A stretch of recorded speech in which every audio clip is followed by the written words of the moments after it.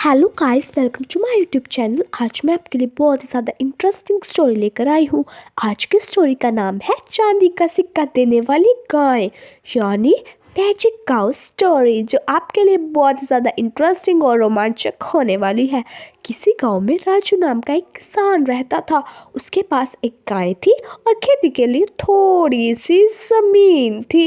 राजू संतोषी स्वभाव का था तथा जितना खेती तथा गाय के दूध को बेचकर आमदनी होती थी वह उसी में खुश रहता था।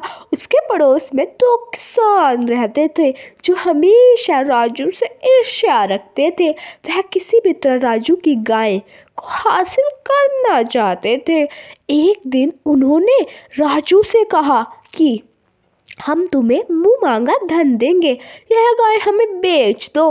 किंतु राजू को अपनी गाय से बहुत प्यार था, इसलिए उसने मना कर दिया।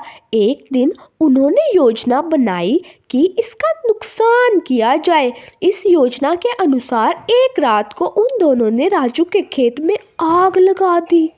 राजू की सारी फसल जलकर नष्ट हो चुकी थी। दोनों किसानों को लगा कि अब इसे गरीबी के कारण अपनी गाय बेचनी पड़ेगी। अपने जले हुए खेत को देखकर राजू का मन अत्यंत दुखी हुआ। अब उसके पास कुल पूंजी के नाम पर 20 पुराने चांदी के सिक्के बचे थे, जिनको उसने एक पोटली में बांधा और अपने गाय के गले में बांध दिया ताकि रास्ते में किसी चोर को शक ना हो।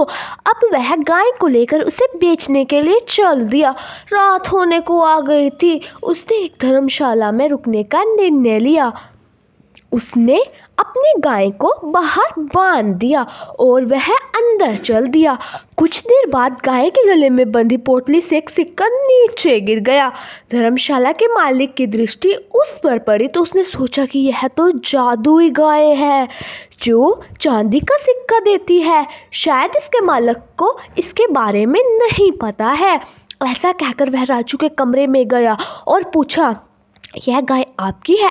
राजू बोला, हाँ, यह तो मेरी ही गाय है, मैं इस गाय को खरीदना चाहता हूँ। वह बोला। राजू को और क्या चाहिए था, वह तैयार हो गया।